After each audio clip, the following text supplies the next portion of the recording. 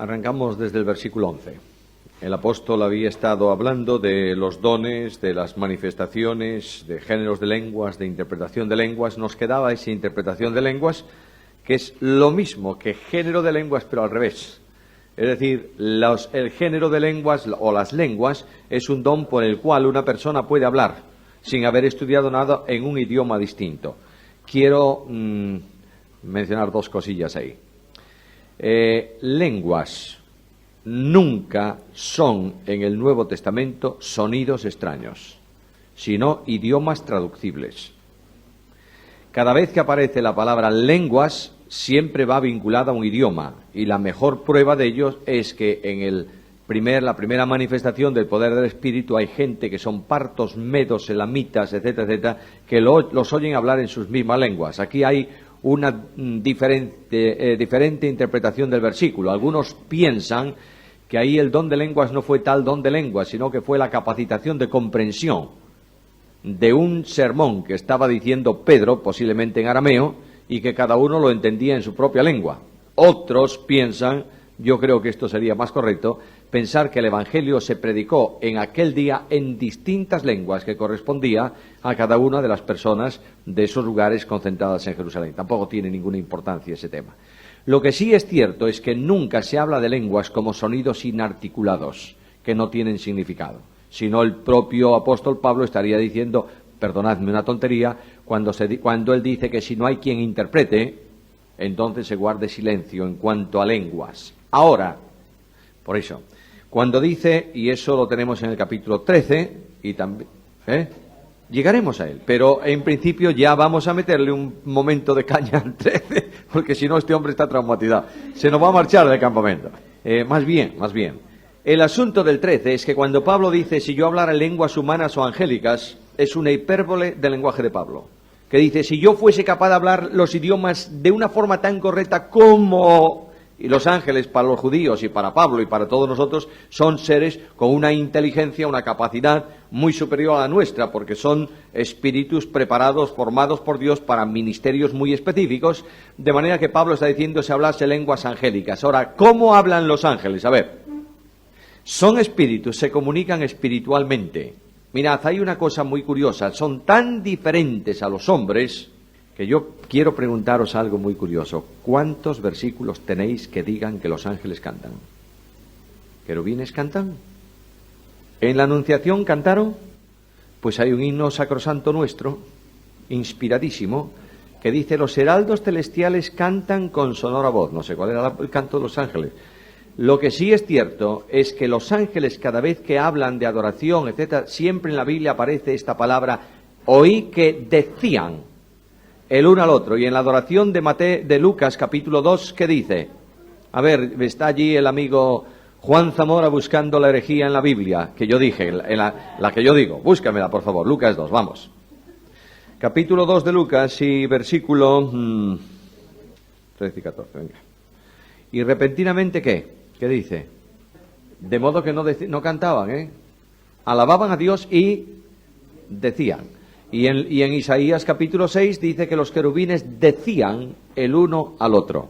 Bueno, si tú quieres que canten los ángeles, que canten. Pero lo que yo quiero deciros con esto es que su modo de comunicación es diferente al nuestro, porque ellos son espíritus, nosotros somos otra creación de parte de Dios.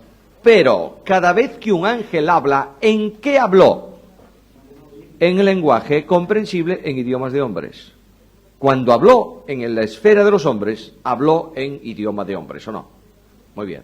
Por tanto, lo que Pablo dice ahí es que si yo fuese capaz de hablar como los ángeles, a veces nosotros decimos, oye, el coro de niños hoy cantó como los ángeles. Angelitos niños, cantarán como, pero son muy diferentes a ellos. Bueno, volvamos a nuestro pasaje. Luego, cuando Pablo habla ahí en un lenguaje hiperbólico, quiere decir que si él fuese capaz de dominar todas las lenguas a la superperfección, como la pudieran dominar los ángeles, y expresar sus conceptos de una forma tal, pero no tiene amor, no vale para nada. Ahora mirad por favor una cosa. Los corintios pensaban que el don número 1 era el don de lenguas. Y pensaban que aquellos que eran muy espirituales tenían necesariamente ¿qué? El don de lenguas. ¿Por qué motivo nosotros tenemos tantos problemas con esto? Porque comenzamos a estudiar una doctrina donde no hay que empezar a estudiarla. Las lenguas no se pueden empezar a estudiar en Hechos 2, ni en primera carta a los Corintios. No. Las lenguas hay que buscar la primera referencia, eso es norma mínima de exégesis, la primera mención. ¿Y dónde tenemos la primera mención de lenguas? Génesis 11. Y ahí en Génesis 11, en la Torre de Babel, ¿son bendición o son juicio? Juicio. ¿Dónde tenemos la segunda mención de lenguas? Isaías capítulo 28, busquémosla por favor, versículo 11. Lengua de tartamudos. ¿Sabéis qué significa? Vamos a ver. ¿Qué personaje bíblico de mucha importancia era tartamudo? Moisés. Porque dice que no hablaba bien. Bien. Moisés no era tartamudo. Entonces, ¿cómo entendemos eso de que nunca tuve facilidad de palabra, etcétera, etcétera? ¿Por qué? Claro, acaban de dar la respuesta. Llevaba 40 años en un sitio donde no se hablaba hebreo. ¿Tú sabes lo que te pasaría? A un catalán lo llevan 20 años y lo dejan solito en la India, donde no hay ningún indio que hable catalán. Ahí, durante 40 años, solo indio y hindú. Los indios hablan hindú. ¿Qué pasaría a la vuelta? ¿Te iba a costar un trabajo grande o no? Pues llevaba 40 años el hombre detrás de las ovejas. Lo único que oía era, por un lado, las ovejas que no hablaban hebreo, y por otro lado, a su suegro y a su otra parentela toda que tampoco hablaban hebreo. De modo que 40 años él le dice... Claro, y ellos no hablaban... Moisés hablaba varios idiomas. Hablaba en egipcio, pero aprendió principalmente en su casita, cuando era niño con su madre, a hablar hebreo. Y su madre, además, y su padre, le contaron muchísimas cosas acerca del pueblo. Sí, era egipcio, pero él tuvo una relación muy directa con los hebreos. Su hermano y todo esto, él nunca se desvinculó de esa familia. Prueba de ello es que llega un momento en su historia personal que decide ponerse a favor de los hebreos sin haber escapado de Egipto. Él sabe que Dios le llamó, pues de alguna forma Moisés sabía que Dios le llamaba para liberar al pueblo. Y él pensó comenzar a liberarlo, ¿cómo? Matando al egipcio. Vaya que uno menos, pero resulta que ese no era el plan de Dios, era el plan de Moisés. Durante 40 años Moisés estuvo en la Universidad Politécnica. No, así mismo, como suena. Estudió Derecho, él sabía el código Hammurabi de los egipcios al pie de la letra, estudió armas, no en vano era el hijo de la hija del faraón, probablemente heredero del faraón, probablemente, no podemos afirmarlo, pero históricamente es muy probable, estudió técnicas y ciencias egipcias en la mejor universidad, 40 años ahí, tenía un buen doctorado Moisés en ciencias y demás. Luego quiso hacer lo que no debía y dijo: Dios, necesita otros 40 años en otra universidad. Y lo llevó a la universidad, donde aprendió paciencia, espera y confianza. Y al cabo de 40 años Dios le hizo un examen de doctorado de esa segunda universidad. El primero ya lo habían hecho en Egipto. El segundo se lo hizo el Señor en el monte. Y Moisés sacó sobresaliente en doctorado. ¿Por qué? ¿Cuántos palos le hemos dado al pobre Moisés? Fíjate qué hombre. No quiere aceptar el plan de Dios. Lo que pasa es que Moisés sabía muy bien quién era él y lo que Dios le pedía. Y está poniéndole disculpas que no son disculpas, es lógica pura. Y a última hora le dice: mira, Señor, lo mejor que puedes hacer es enviar al que tú debes enviar, porque creo que te has equivocado. Tengo 80 años, no domino ya el hebreo, y Dios le va diciendo: bueno, no te preocupes. Y a última hora, además, ¿qué tengo yo? Él no lo dijo, pero se lo dijo el Señor: ¿qué tienes en la mano, Moisés? ¿Y qué le dijo Moisés? Una vara, un palo de pastor. Y dice: pues con eso. Es que Dios funciona de una forma muy extraña, ¿sabes? Y ahí Moisés aprobó tanto eso, sacó una nota tan alta, que solamente hay 2 hombres en la Biblia que tienen esa calificación, de mansos y humildes. Uno Cristo, otro Moisés. Y Cristo, bueno, Dios le dijo a Moisés: mira, Moisés, tienes problema de idioma, yo sé que tienes problema, no te preocupes que en poco tiempo vas a hablar. Y además, qué bueno le fue a Moisés no dominar mucho el hebreo, porque seguramente que hubiera dicho cada cosa en hebreo al principio cuando se enfrentó con el pueblo, que para qué. Pero el hombre fue ahí y le dijo: Dios, mira, mientras tú no eres capaz de hablar como debes hablar, voy a ponerte a quién, a tu lado. A tu hermano Aarón, ese sabe perfectamente, tú no te preocupes del tema. Pero vosotros veis que Moisés, cuando habla con el faraón, ¿quién habla, él o Aarón? Él, indudablemente él, el egipcio, sí que lo dominaba. Y luego después los grandes discursos al pueblo, ¿quién los da? Él. Volvamos a nuestras lenguas, por favor. Las lenguas ahí en el Antiguo Testamento, en la profecía de Jeremías, tiene que ver, de Isaías, tienen que ver con lenguas de tartamudos, porque para una persona que oye un idioma que no entiende, el hebreo dice, pues es como si hablase un tartamudo. ¿Tú has oído alguna vez de estos gangosos que hay por ahí, que tienen un defecto físico, pobrecillos, hablar? Tienes que tener mucha relación con ellos para enterarte lo que dicen. No le entiendes. Si a un tartamudo... Bueno, cuando frena el hombre, pues te enteras, pero mientras tanto no estoy riéndome de su desgracia. Es algo para que entendamos lo que está diciendo ahí. Lenguas incomprensibles para el pueblo de Israel. ¿Eran bendición o eran juicio eso? Juicio. Babilonia y Asiria. Cuando llegamos a Hechos capítulo 2 se habla ahí lenguas. En un tiempo de calma, porque va a venir un juicio. Aquel pueblo dijo a Dios solemnemente: la sangre de este caiga sobre nosotros y sobre nuestros hijos. Y ahí en Jerusalén y en Corinto, grandes comunidades judías, se habla en lenguas. Años 70 de nuestra era, ¿qué pasó? El juicio vino sobre Israel. Y de esa nación hasta el año 1948 nunca más fue nación aquí en la tierra. Por tanto, las lenguas no tienen que ver con bendición. Son advertencia de juicio y de forma muy especial para el pueblo de Israel. Por eso veremos un poco más adelante en el capítulo que le gusta tanto a José, que ahí el apóstol Pablo, regulando esto, dice que las lenguas no son señal para creyentes, sino señal para incrédulos. Y resulta que ahora los creyentes modernos, lo mismo que los de Corinto, porque son una especie así, que se mantiene a lo largo de la historia, los creyentes modernos, super espirituales, hiper espirituales, dicen que el que no habla en lenguas no tiene el espíritu. ¿Qué tipo de espíritu? ¿Y qué bendición produce el hablar en lenguas en una congregación donde no se entiende? Y además, ¿qué idioma hablan ellos? Lenguas angélicas, pues otra cosa muy rara. Sonidos inarticulados que nadie sabe qué cosa dicen. Y además hay hoy en día una espiritualidad tan grande que la segunda o la quinta, yo no sé por qué ola va ese asunto, que llega a nosotros, habla del espíritu de la naturaleza, como espíritu de Dios. El espíritu que sopla en la naturaleza te permite ladrar como un perro, maullar como un gato, poseído por el espíritu. Sí, sí, señor. Esto lo he presenciado yo directamente en una iglesia de estas, no, pero sí en un programa de televisión. Y este espíritu conduce a que tú seas como un niño, porque los que no se hacen como niños, entonces hay quien se tumba en un banco y comienza a llorar como un bebé y a dejarse caer la baba por la boca y a hacer cosas de este tipo. ¿Y ese es el espíritu? ¿Sí han entendido? Yo creo que no lo han entendido nunca, pero están ahí o no están ahí.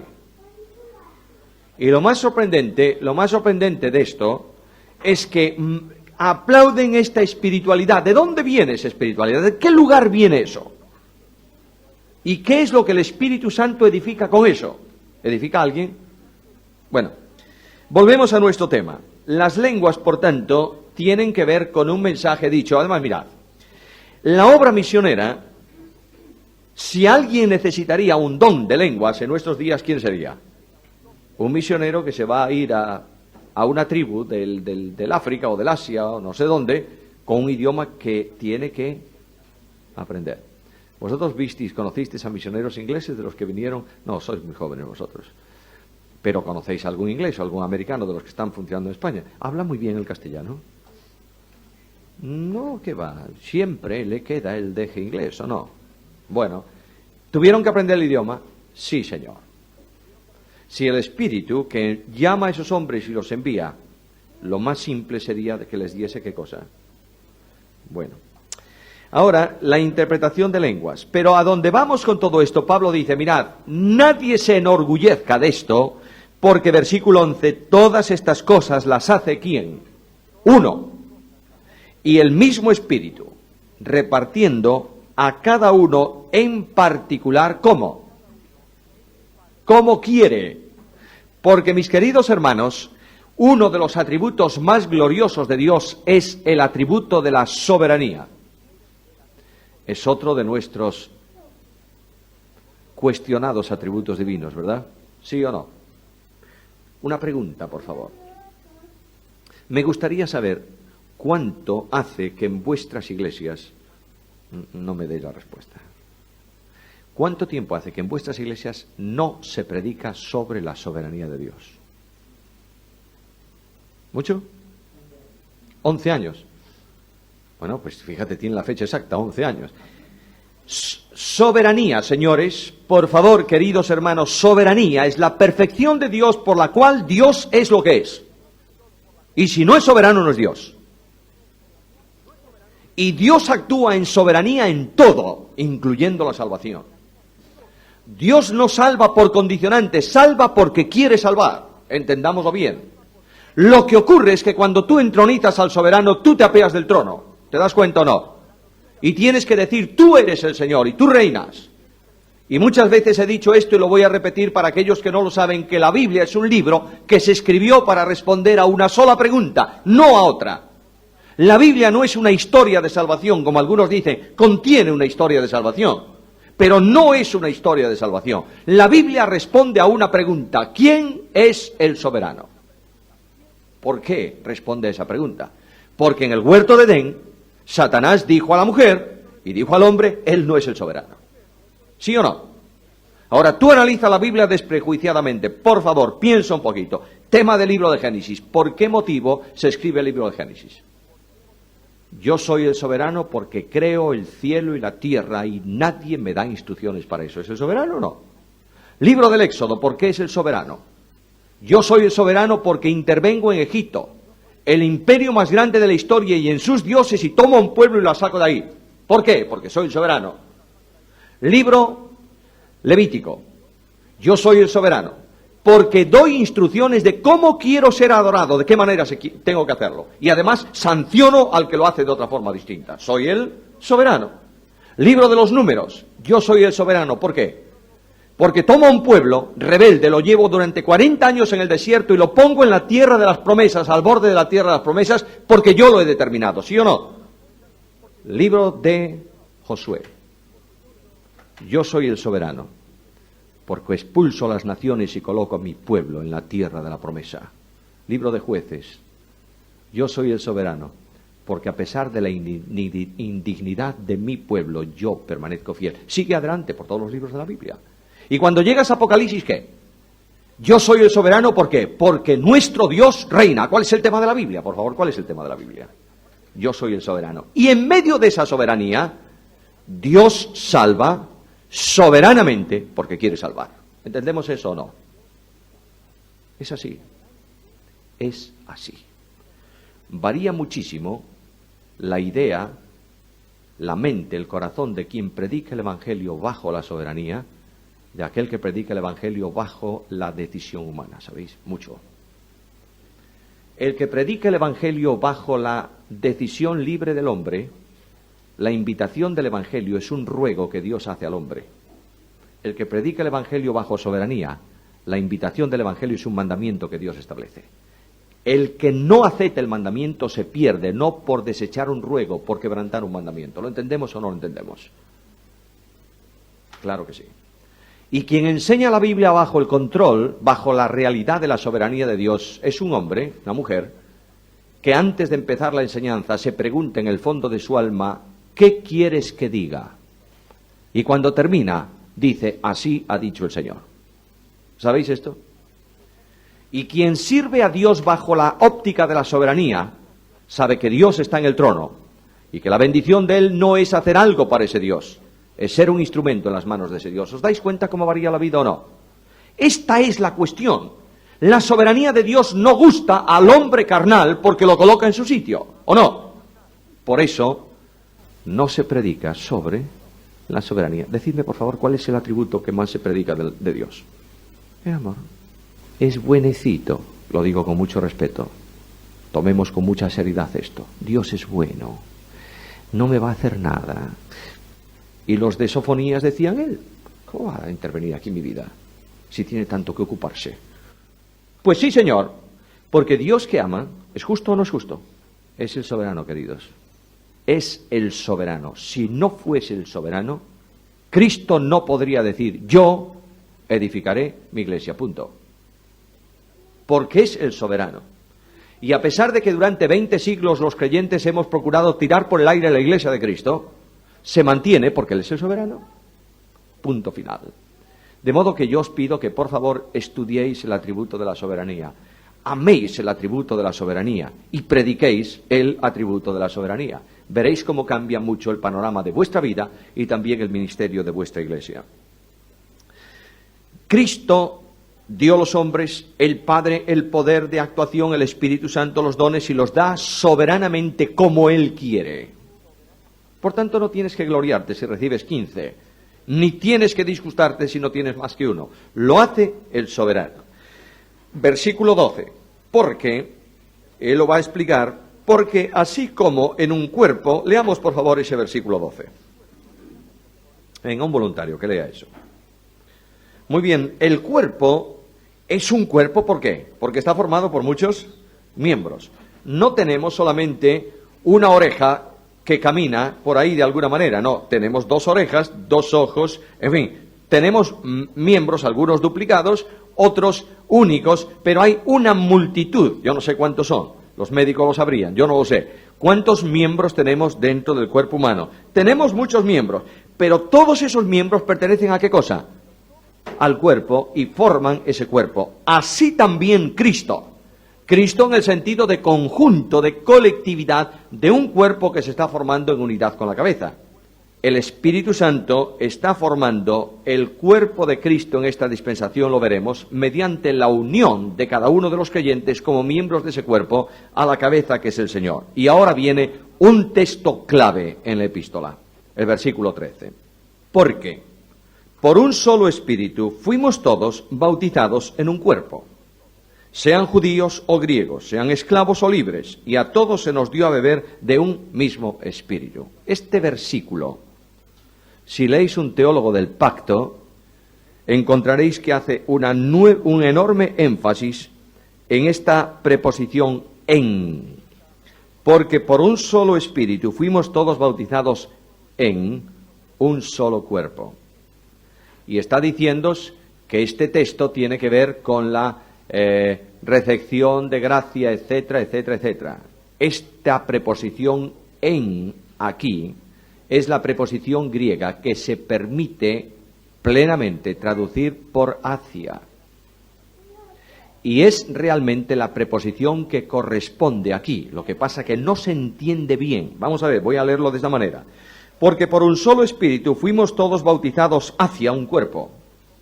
¿Lo entiende una persona que lee el texto fácilmente? No lo entiende, ¿verdad que no lo entiende? Entonces le ponemos un en que comprende las dos cosas. Pero la idea del texto griego es que el Espíritu Santo está bautizando hoy a los creyentes hacia la formación de un cuerpo en Cristo. Ahora, paremos un momento ahí porque yo quisiera dejar claro esta cuestión. Hay 2 grupos de pasajes en el Nuevo Testamento que tienen que ver con bautismo y con Espíritu Santo. En un grupo, el agente bautizador es el Espíritu. En otro grupo, el agente bautizador es Cristo. El sujeto del bautismo siempre en los 2 grupos es el creyente. Y el recipiente en el que se introduce el creyente para ese bautismo, en un grupo es el Espíritu y en otro grupo es Cristo. Ahora, ¿cuál tiene razón? Primer grupo, Cristo agente del bautismo, el creyente sujeto del bautismo, el Espíritu recipiente del bautismo. Mateo capítulo 3, versículo 11. De manera que Cristo os bautizará en Espíritu Santo. Otro texto. Hechos capítulo 1, versículo 5. Bueno, hay más textos, pero estoy seleccionando.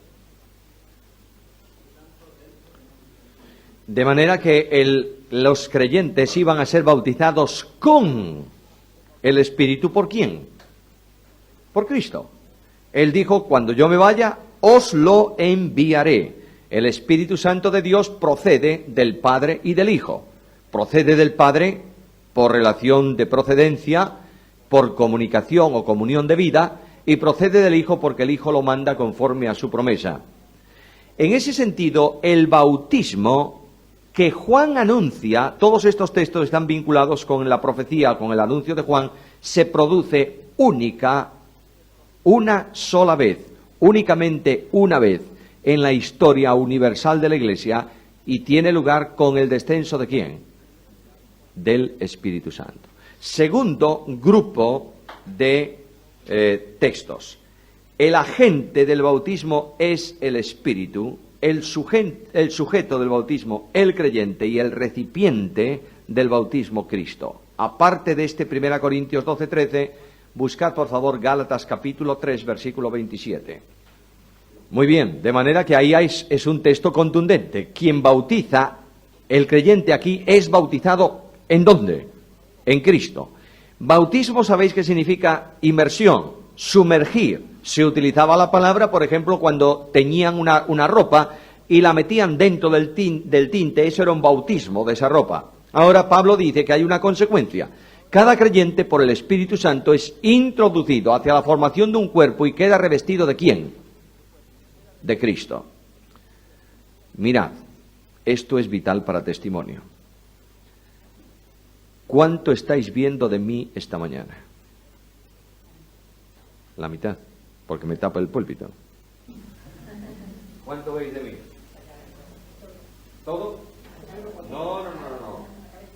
Sería una vergüenza que vierais todo.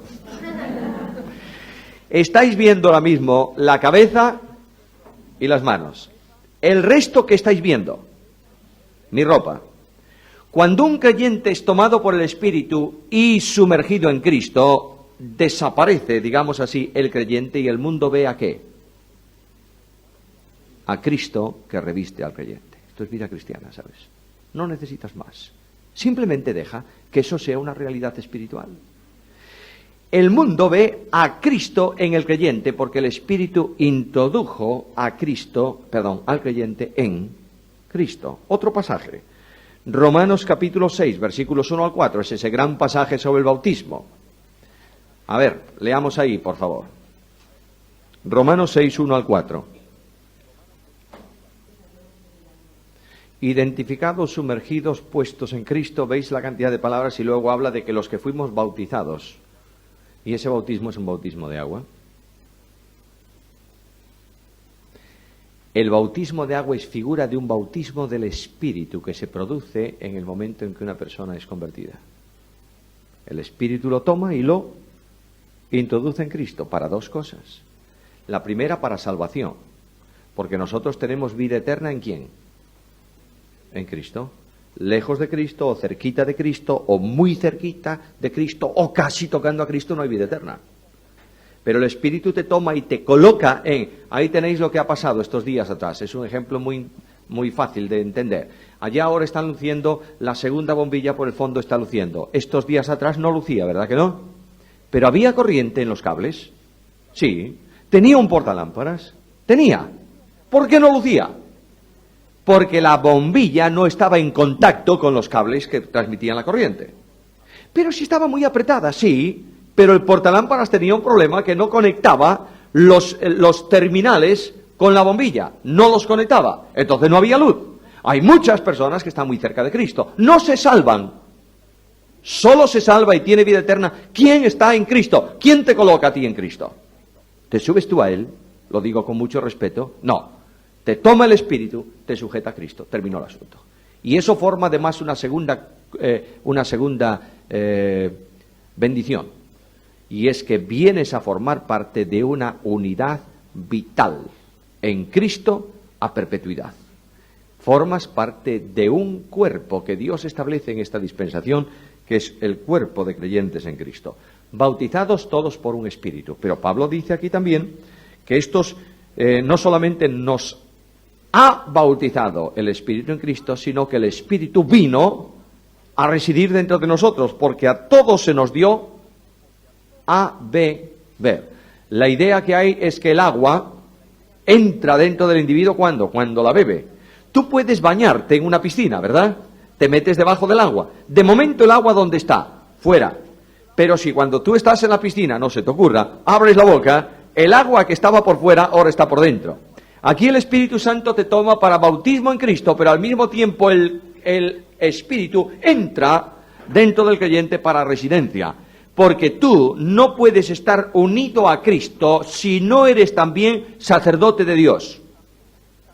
Y la condición sacerdotal no te la da el hecho de que seas cristiano evangélico. Te la da la identificación con el sumo sacerdote del nuevo orden conforme a Melquisedec, que es Cristo. Los de la antigua dispensación, para ser sacerdotes, tenían que ser miembros de la tribu de Leví y familia de la casa de ¿quién? De Aarón. Todos los sacerdotes y los sumos sacerdotes en Israel eran hermanos, lejanísimos, pero hermanos de Aarón. ¿Qué dice el Nuevo Testamento? Que Cristo no se avergüenza de llamarnos sus hermanos. Y el Padre nos ha incorporado en la familia de la cual Él es el primogénito por medio de la adopción. ¿Somos hermanos del sumo sacerdote? ¿Tenemos derecho a ser sacerdotes? Sí, señor. Y aquí tenemos la gran bendición de los creyentes que hace el Espíritu Santo. Ahora el versículo 14. Además, el cuerpo no es un solo miembro, sino muchos. Pues lógicamente es así. ¿Alguno de vosotros ha visto un cuerpo formado por un miembro? No. Habremos visto un miembro más grande, más pequeño, una oreja más grande, una oreja más pequeña. Bueno, pero es una oreja, no es... Ahora Pablo utiliza unos argumentos muy curiosos para venir a decirle a aquellos corintios: ¿qué estáis haciendo enseñoreándoos y gozándoos de los dones? ¿Creéis que sois los únicos que valen en el cuerpo? Porque si dijera el pie, como yo no soy mano, no soy del cuerpo. Bueno, ¿acaso por eso deja de ser miembro del cuerpo? Hay muchos en la iglesia que dicen: como yo no soy boca y no subo al púlpito, no quiero saber nada de la iglesia. Si es algo, aunque no quieras saber nada de la iglesia, ¿es de la iglesia o no? Aunque digas tú, no me da la gana de funcionar, no funcionarás, pero dejas de ser miembro. Eres un miembro parásito, pero eres un miembro. Cuando un miembro pequeñito dentro del cuerpo no funciona bien, ¿qué produce? ¿Molestias al cuerpo o no? Ahí tienes un futbolista. Pero oye, si el menisco es algo muy, muy chiquito, es un pequeño cartílago que hay ahí. Cuando eso se rompe o se inflama, ¿qué? Y es tan pequeño. ¿Qué hay que hacer con este tonto que se inflama y no funciona? ¿Qué hacen? Lo sacan. ¿Visteis el capítulo 11? ¿Hay ahí algún miembro que anda distorsionando el cuerpo? Fuera. Hay que sacarlo. Pero si es una pena, sí, será toda la pena que tú quieras, pero hay que sacarlo. Ahí tenemos un hermano que cuando venía para acá le han pegado un tajazo, un dedo, ¿verdad? ¿Qué te han puesto? Un vendaje, una grapita pequeña. No te pusieron una grapa, pero te pusieron ahí un... ¿Sabéis qué va a pasar? No te asustes, eso se va a curar bien. Pero ¿sabéis qué va a pasar dentro de un poquito de tiempo? Esa parte de arriba que se ha desprendido de la de abajo, la de abajo va a ir generando un nuevo tejido. ¿Y qué va a pasar con la de arriba? Se va secando y va a caer. Posiblemente quede una marquita. Pero eso ocurre con nuestro cuerpo. Todo aquello que no sirve para que no se infecte, ¿qué hace el cuerpo? Lo echa fuera. ¿Por qué? Porque no sirve. Pero aquí hay otro que dice, bueno, ¿y si todo el cuerpo fuese un ojo? ¿Dónde estaría el oído? Pablo está utilizando con mucha sabiduría dos sentidos que son vitales en el hombre. Yo no sé, si me dieran a escoger, estoy haciendo una suposición, ¿qué preferirías? ¿Quedarte ciego o quedarte sordo? Dice sordo. Un sordo tiene una problemática monstruosa, entre otras cosas, de sensibilidad humana. Nadie sabe si hablan bien o hablan mal. El sordo comienza a aislarse de una forma tremenda porque ve, pero no percibe las cosas. Claro, alguno me dice, pero el sordo llega a leer los labios, pero tiene que estar mirándote de frente. Ahora bien, cualquiera de los dos sentidos son importantes, pero aquí parece que un ojo le dice al oído, yo no quiero ser ojo o no quiero ser oído, y el otro al revés, dos miembros que se pelean. Pero Dios dice, versículo 18, ha colocado los miembros, cada uno de ellos en el cuerpo. ¿Cómo? ¿Otra vez soberanía o no? Le dice, mira, da dones porque quiere. ¿Y por qué quiere? ¿Y yo qué? Dice, pero tú estás en ese cuerpo, ¿por qué? Porque Él quiere. Claro, Pablo está diciendo, tú te imaginas, yo quiero que veáis lo que Pablo dice aquí, es que eso es así, eso es tremendo, porque la soberanía incluye la sabiduría. Es decir, ¿qué os parece si Dios sacase la oreja y nos la pusiera en un pie? Sería un verdadero problema. La tenemos ahí arriba, precisamente en la parte más alta, ¿para qué? Para que podamos percibir con claridad los sonidos que tenemos a nuestro alrededor. Pone los ojos al frente, ¿para qué? Para que podamos ver sin ningún tipo de problema. Luego, Dios ha colocado los órganos en el cuerpo humano como Él quiso, pero sabiamente. Igual en la iglesia. Tú imagínate, aquí lo que está diciendo es que como ha dado dones soberanamente, así también te ha colocado como miembro soberanamente donde Él quiere. Luego, ¿cómo tú te atreves a decir a Dios, no estoy conforme con el sitio que ocupo? ¿Es así? Aquí tenéis, son muchos, pero ahora, versículo 19, porque si todos fueran un solo miembro, ¿dónde estaría el cuerpo? Versículo 20, pero ahora, son muchos los miembros, pero el cuerpo es uno solo. Unidad, diversidad. La iglesia es un cuerpo formado por muchos miembros, pero es un solo cuerpo. Esa idea de iglesias plural, si eso expresa la Iglesia Universal en un determinado lugar, es correcto.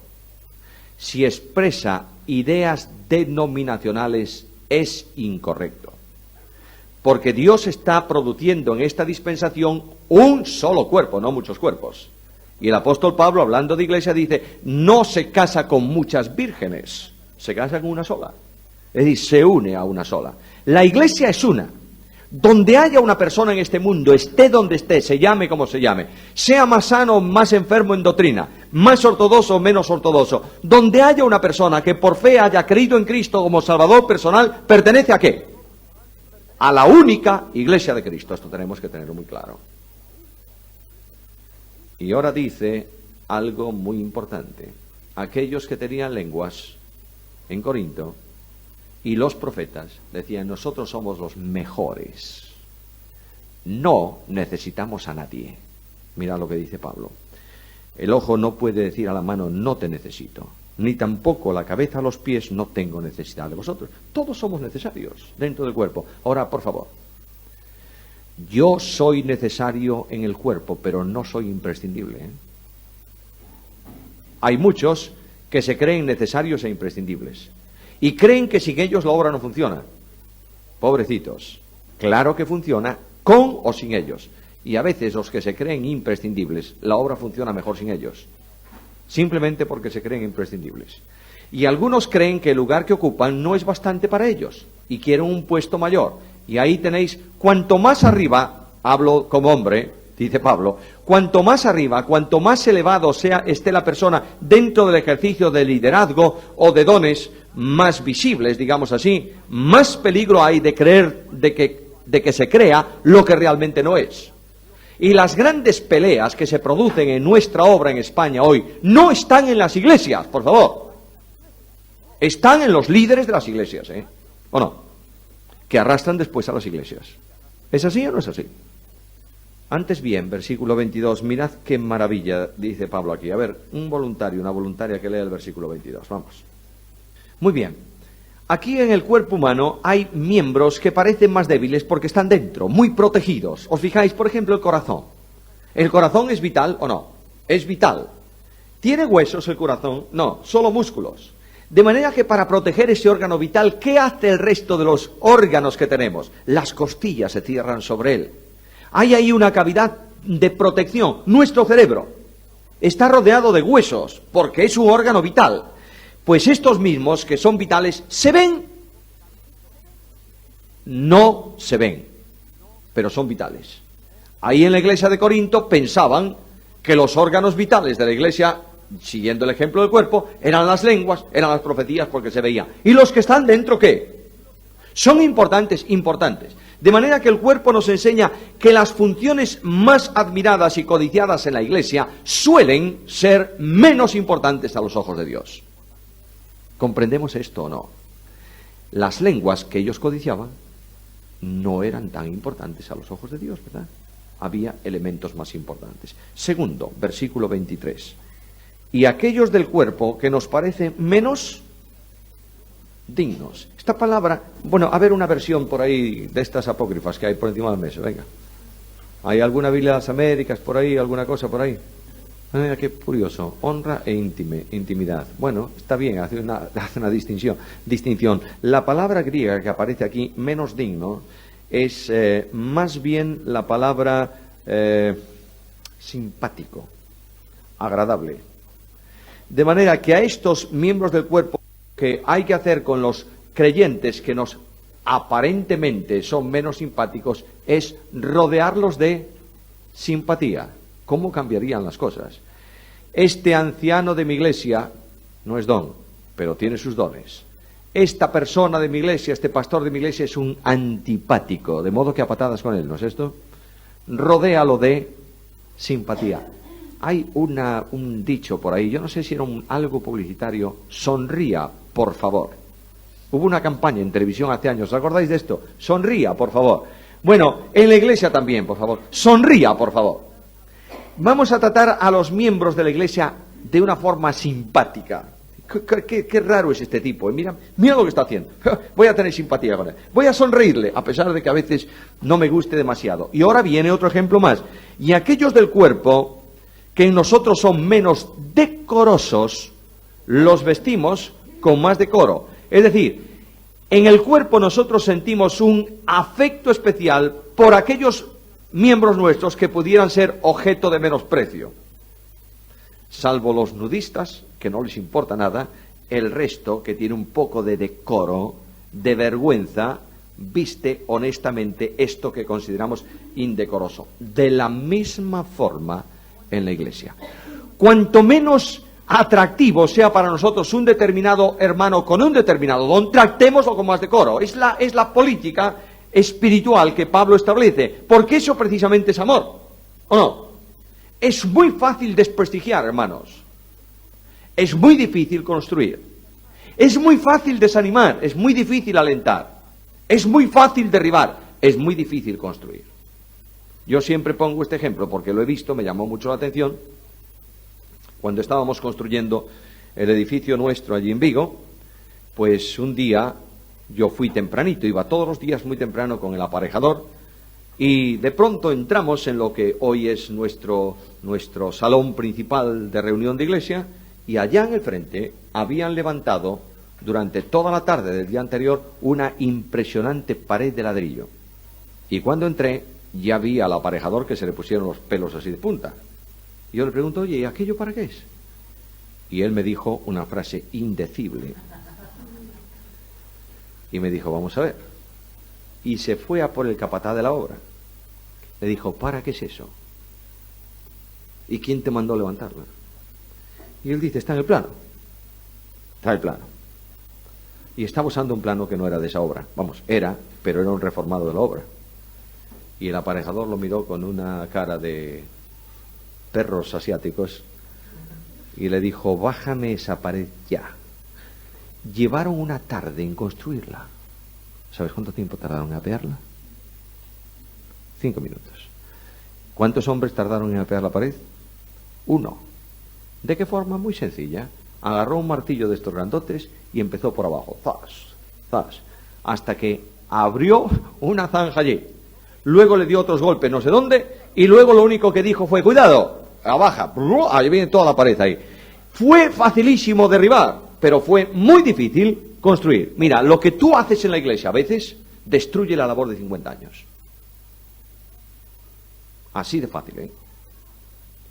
Y tenemos que tener mucho cuidadito, sobre todo los que son llamados peritos arquitectos. Se llaman ellos, no los ha puesto Dios. Estos tienen que tener mucho cuidado con lo que hacen, porque levantan cada pared dentro de la iglesia que no te imaginas, que luego el Espíritu tiene que derribar. Ahora aquí está lo que el apóstol Pablo dice en el versículo 24, menos decorosos. Dios ordenó al cuerpo dándole más abundante honor a quién, al que le falta, para que no haya, ¿qué cosas? Desavenencias, para que no haya líos en el cuerpo. De manera que los miembros se protegen unos a otros. Vamos a ver una cosa. ¿Alguno de vosotros que tiene automóvil tiene la trágica experiencia de una uña o un dedo apretado con una puerta del automóvil? ¿Tenéis esa experiencia? ¿Duele, no? ¿O no? Mucho. Y la otra mano, cuando tú enganchaste... Zamora, ¿te pasó a ti? Hace años. Bueno, pero te pasó. Resulta que cuando te enganchaste el dedo con la puerta... La otra mano se puso a decirle, ¡qué bien! Ya lo sabía, mira dónde te has metido. ¿Qué hizo eso? Simplemente sacaste el dedo de la puerta y lo metiste ahí y anduviste media hora enganchado y luego la otra mano enganchada. Pobrecito. ¿Se estaban apoyando o no? ¿Qué hacemos nosotros en la iglesia? Ya sabía yo que le iba a pasar. No seas necio, por favor. Arropa a los otros, porque son miembros del cuerpo. Seguimos adelante, versículo 26, ahí tenéis el ejemplo. De manera que, si un miembro padece, ¿qué ocurre? Todos se duelen con él. ¿Es verdad esto? ¿Es verdad esto? Que va. Debiera. ¿Es verdad? No, señor. En razón de que no se duelen todos con el que padece, hay muchos que padecen que no están en la iglesia. Hay muchos disciplinados que no han tenido nadie que le haya extendido una mano de gracia. ¿Es verdad o no es verdad? Porque a veces nosotros creemos que el disciplinado es un apestado que hay que echar de la iglesia para que no contamine la iglesia. No es así, es un miembro del cuerpo, ¿sabes? De manera que cuando un miembro del cuerpo tiene un problema, ¿se cura al miembro o no? Sí, señor. Y mientras el miembro tiene lo que tenga, no importa lo que, no puede trabajar, ¿verdad que no puede trabajar? Yo puse el ejemplo de nuestro hermano con el dedo ahí encima de la Biblia. ¿Puede escribir a máquina usted con ese dedo hoy? No. Todo el cuerpo. Perfecto. Fantástico. No mandó el dedo solo a que se curase por sí mismo, ¿verdad que no? No. Ni cortó el dedo y dijo, a ver, alguien me lo lleve allá. No. Va el cuerpo. Mirad qué ilustración tan fantástica. Cuando un miembro se duele, ¿qué pasa? Todo el cuerpo se duele. No lloran todos los miembros, van con él a hacerle la cura. Pero no puede tocar una máquina de escribir hasta que eso cure. Claro, de la misma manera, cuando un miembro, por la razón que sea, tiene una disciplina, mientras no se restaura, no podrá funcionar en el cuerpo y los otros miembros tienen que ocupar el lugar de él para que todo funcione. Es así. Pero tienen cuidado de él o no. Y lo que está deseando el hermano es que se le cure su dedo para desvendarlo y que funcione como los demás. Nosotros no somos así. Cuando por alguna razón se produce un problema, un trauma en el cuerpo debido al pecado de un miembro, lo que hacemos es darle una patada al miembro y ponerlo en la calle. Y eso es un delito espiritual. Oídlo bien, por favor. Correcto, pero ese miembro que se niega, a lo mejor no ha sido nunca miembro de la iglesia. Porque un miembro disciplinado que realmente es miembro, tarde o temprano siente la necesidad de volver. El pródigo tuvo que estar un tiempo en la provincia apartada para darse cuenta de su basura, pero volvió a la casa del Padre. De manera que lo que quiero decir con esto es que los creyentes tenemos una obligación. Indudablemente hay que aislar aquel que necesariamente produce una infección en el cuerpo, ¿es verdad? Es verdad. Pero inmediatamente que eso se produce por necesidad, tenemos que trabajar inmediatamente en la restauración de ese miembro. Yo os invitaría, por favor, a leer hoy el capítulo 13 del Evangelio según Juan. Y en ese capítulo 13 del Evangelio según Juan está el lavamiento de los pies, ¿verdad? ¿Qué ilustra el lavamiento de los pies? La humildad, restauración. Cristo da los pasos necesarios para restaurar un pie, un miembro, que está sucio. Y dice, y os doy un ejemplo para que vosotros hagáis lo mismo. Y ahí en esa acción del Señor se aprecian unas cuantas cosas que Él tuvo que hacer. ¿Tenéis en mente el pasaje? Dice que el Señor, primera cosa que tuvo que hacer, se levantó de la mesa. Mira, no puedes acudir a restaurar a un hermano si no te levantas del sitio de comodidad que tú tienes en la iglesia para buscar a tu hermano. No puedes. Yo siempre recuerdo una experiencia con un hombre que hablándole o preguntándole por un hermano de aquella iglesia me dijo, no está. ¿Pero por qué no está?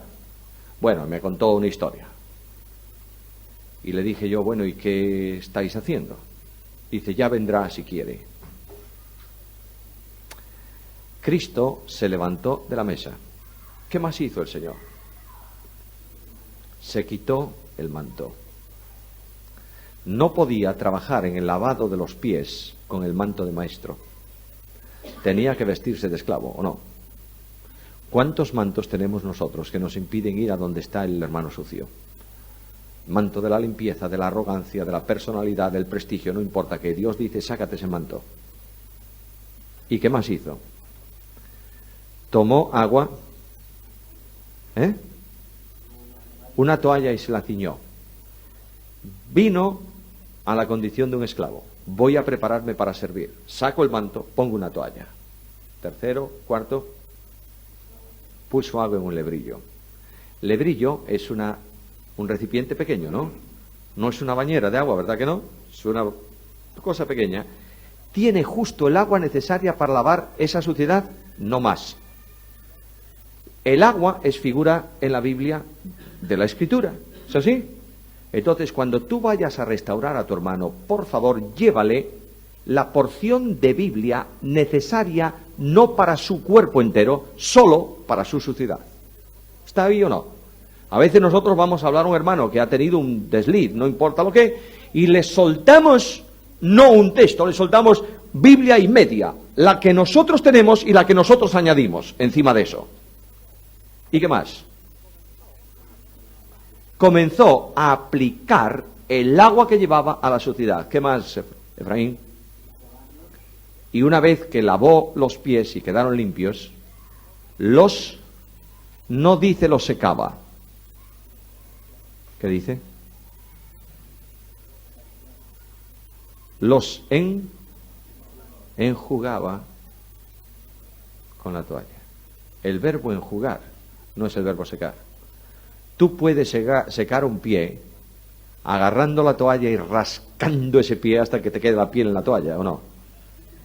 Ahí lo que está diciendo es que tomaba el pie y lo acariciaba hasta que le sacaba el agua.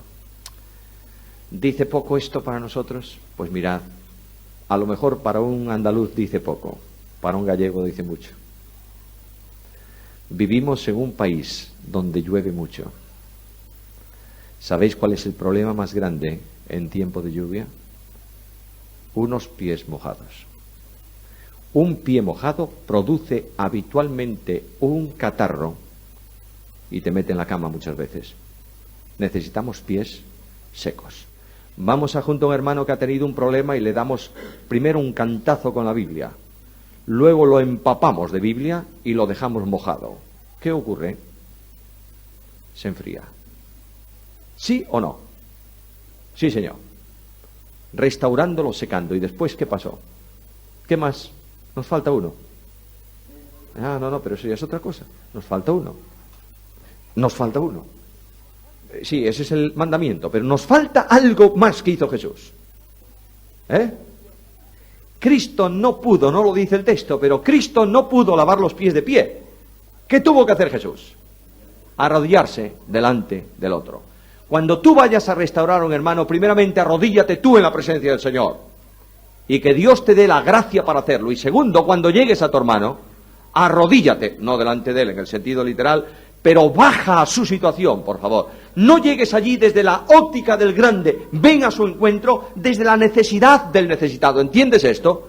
Mis hermanos queridos, por favor, hay miles de ovejas de Cristo en España que están solas en el monte porque no han tenido nadie que fuera a buscarlas. Y nos sentimos felices en nuestras congregaciones. Vosotros sois miembros del cuerpo de Cristo. ¿Sois o no sois? Y juntamente con el dolor del que se duele, viene otro problema todavía mayor. Y si un miembro recibe honra, ¿qué dice Pablo? Todos los miembros con él, es verdad. Yo os digo que es más fácil llorar con el que llora que gozarse con el que se goza. Cuando tú lloras con el que lloras, aunque sean lágrimas de cocodrilo, ¿vas a recibir qué?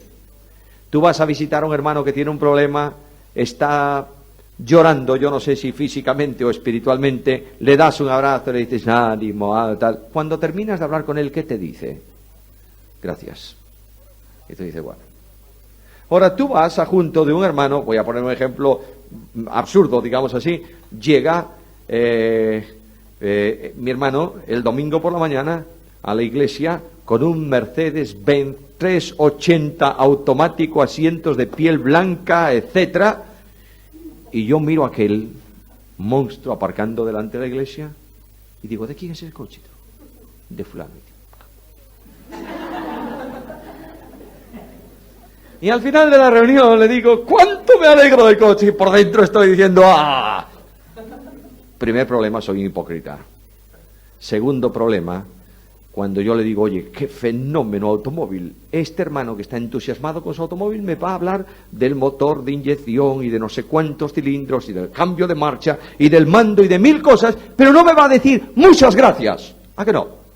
¿Lo habéis notado eso? No. Simplemente está tan contento que no dice nada. Es muy difícil porque no vas a llevar ninguna recompensa, ¿sabes? Además, si quieres ser honesto delante de Dios, no digas nunca, me alegro que este hermano esté ahora 6 veces en la lista de predicadores, porque voy a aprender de él. No, no, no. Casi siempre dices, 6 veces él, 2 veces yo, mira qué justicia. ¿Es así o no es así? Bueno, pues claro que es así. Y ahora viene Pablo con la lista de dones. Primeramente calentó el ambiente, ¿os dais cuenta? Puso a cada uno en su sitio. Dice, ahora que sabéis dónde estáis, ahora vamos con la realidad. A unos puso en la iglesia, y ahora viene Pablo con algo muy raro, que esto sí que no le gustó nada a alguno en Corinto. Primeramente, orden de necesidad y orden de importancia. En cuanto a necesidad, todos los dones son necesarios. Orden. Primeramente, apóstoles. Son los hombres necesarios para llevar adelante la fundación de la iglesia, la constitución de la iglesia, la enseñanza de la iglesia en nombre de Cristo. Primero, apóstoles. Segundo, profetas. Son los que comunican el mensaje de Dios, que reciben de Dios. Hoy no están, pero en aquel tiempo era un don fundante. Apóstoles y profetas, dones fundantes. Tercero, dones consolidantes, maestros. En tercer lugar, y luego, después de, en una carrerilla de cosas de tercer nivel dentro de la iglesia, los que hacen milagros, los que sanan, los que ayudan, los que administran, y por último, ¿qué? Don de lenguas. Si alguno de los Corintios dice, esto no lo digiero yo ni con bicarbonato. Porque yo he dicho siempre aquí en esta iglesia que lo más importante, porque es espíritu, son las lenguas. Y Pablo dice que lo más importante son los apóstoles. Bueno, soportemos eso, pero luego después, ¿qué? Los profetas. De eso nada, hombre, de eso nada. El profeta no tiene el investimento que yo tengo, porque mira, yo hablo no sé qué. En aquel tiempo hablo alemán y nunca fui a la escuela alemana. Yo sí que soy importante. Pablo dice, a la cola. Vamos, porque después de los apóstoles, los profetas, y después, los maestros. Y luego, señores, el resto. Y claro, ¿qué os parece que esta carta sentó a los corintios? A algunos muy bien, y a los otros muy mal. Porque no estamos dispuestos, los creyentes, que nos sentimos grandes, no estamos dispuestos a admitir verdades, ¿sabéis? No estamos. Seguimos. Y ahora Pablo se pregunta, señores de Corinto, Vosotros queréis todos tener lenguas, da la impresión. O todos profetizar. La pregunta es esta. ¿En la Iglesia de Cristo son todos apóstoles? ¿Qué hay que contestar? No. ¿Son todos profetas? No. ¿Todos maestros? No. ¿Hacen todos milagros? No. ¿Tienen todos dones de sanidades? No. ¿Hablan todos lenguas? No.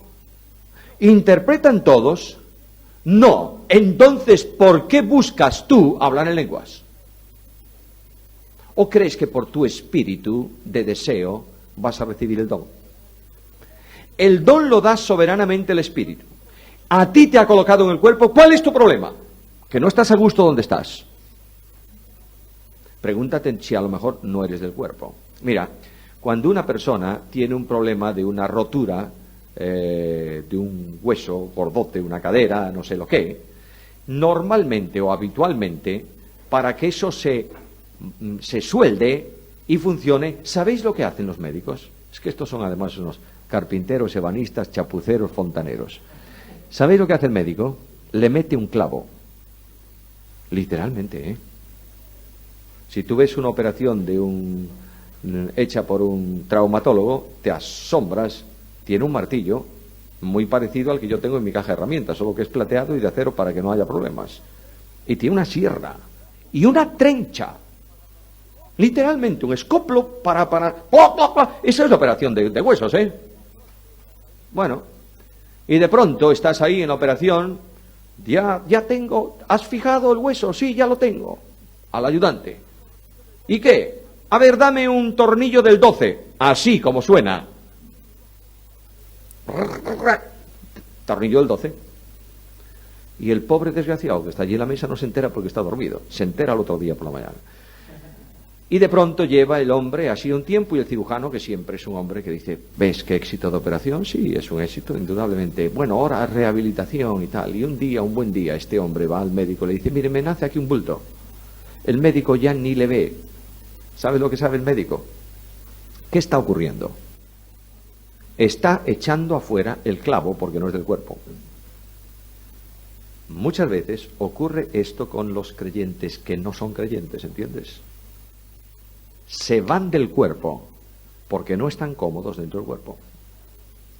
Porque uno de los inventos peores de Dios es la Iglesia. Es muy mala porque no está preparada para el orgulloso. Está preparada para igualar a todos bajo el único que es el Señor. Por eso cuando Pablo escribe a la primera carta, capítulo 5, yo, anciano, juntamente con vosotros pastoread la grey de Dios que está ¿dónde? Entre vosotros. Ahí no hay nadie por encima de nadie. Y claro, cuando alguien quiere estar por encima, muchas veces se sale del cuerpo. Recuerdo que una vez se cuenta, claro, al pobre de Spurgeon le cuelgan un montón de anécdotas que nunca existieron. Pero a Spurgeon se dice que un día recibió la visita de una persona que le dijo, mire, yo quisiera venir a ser miembro de esta iglesia. Y Spurgeon le preguntó con mucha sabiduría, ¿y por qué? ¿No está usted conforme en la suya? No, le dijo, no es una iglesia lo suficientemente santa. Y Spurgeon le dijo, pues por favor, le pido que no venga por aquí, porque en cuanto usted entre, esta deja de serlo.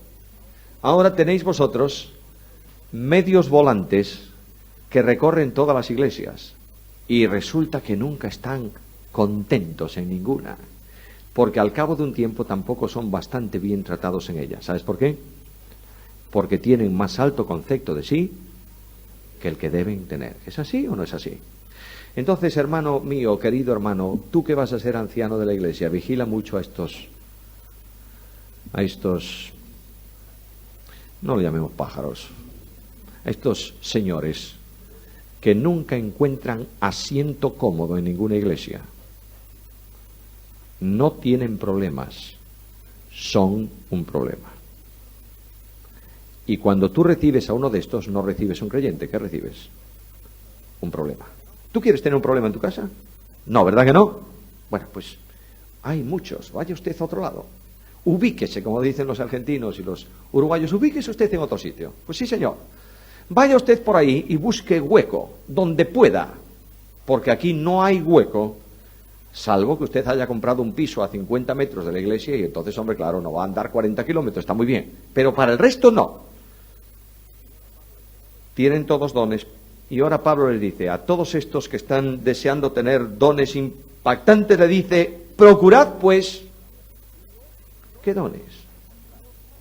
No los más espectaculares, los mejores, los más útiles. ¿Y cuáles son los dones más útiles? Bueno, los fundantes o los consolidantes. Apóstoles, ya no puede, colegio apostólico cerrado, y Pablo el único por ahí, no puede entrar ahí. Bueno, vamos a otros. Profetas, en nuestros días, vamos al terreno práctico, tampoco puedo, el canon está cerrado. Maestros, eso sí. Pastores, encantado. No dice deseadlos. ¿Notáis la cosa?